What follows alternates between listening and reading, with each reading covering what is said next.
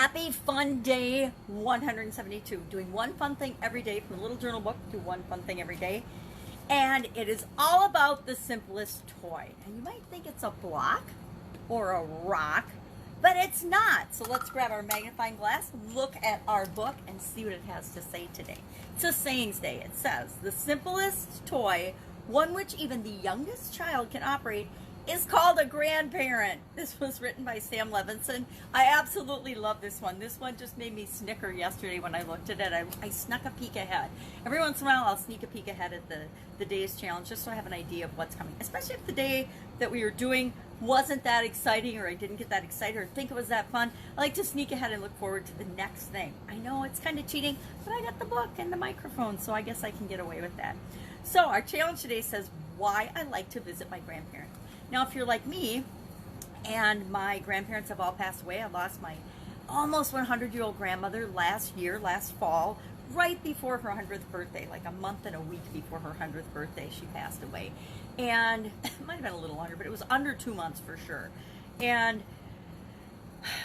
I used to love to go visit my grandma. Even when we were kids, we would go to a town called Chippewa Falls, Wisconsin. We would drive. It was about a little over an hour and 15 minutes, hour and a half away.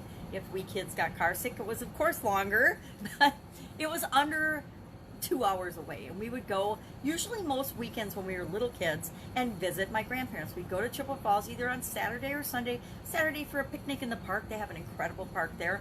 Or we would go on Sunday and we would see both sets of grandparents. And all of my sisters and I, we used to like to take turns telling the way to get to Grandma and Grandpa's house, each of our grandparents' house.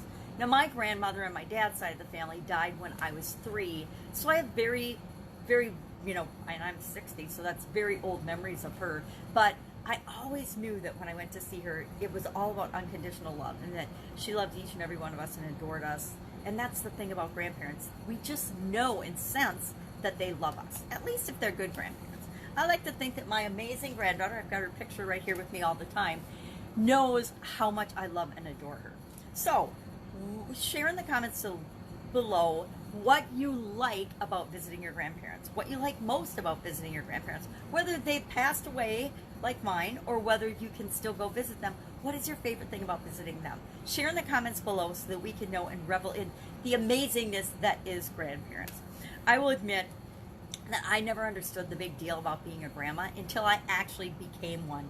And now I will tell you, there is just something so different and special about that connection. You know, I loved and adored my kids, but they were 100% my responsibility. I think there's some freedom and joy and delight in knowing that I can love my grandchildren unconditionally, but then I can also give them back to their parents at the end of the day and know that they're my responsibility, but they're not my 100% direct responsibility. And I think that there's a freedom and the ability to love in a different way in that relationship.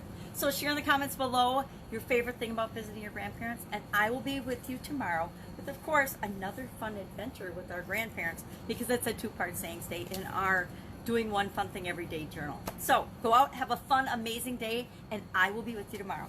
And if you've got some blocks and you've got some pretty rocks, go ahead and play with them too. Bye.